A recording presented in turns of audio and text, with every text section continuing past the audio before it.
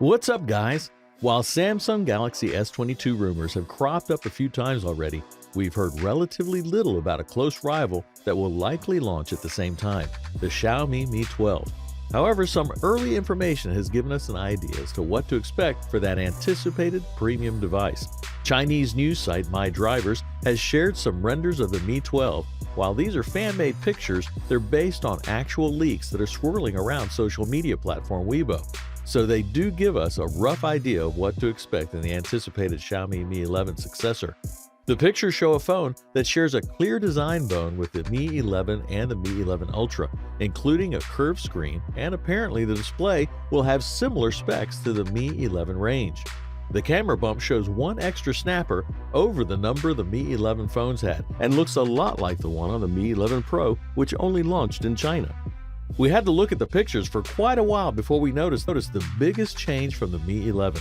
It's a feature certain phones have been rumored to come with, but only the ZTE Axon 20 5G has actually come with it so far, an under-display camera.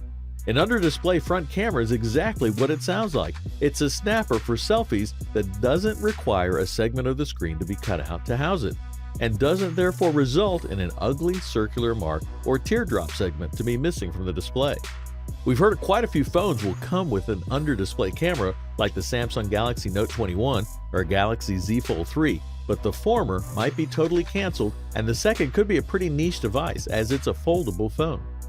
One rumor suggested the Galaxy S22 Ultra could have the feature, though this has been disputed. However, if the Xiaomi Mi 12 does have a camera under the display, it'll probably beat the Galaxy S22 series to have the feature, as Xiaomi's flagship series will likely launch December of 2021 or January of 2022, ahead of Samsung's probably February 2022 launch.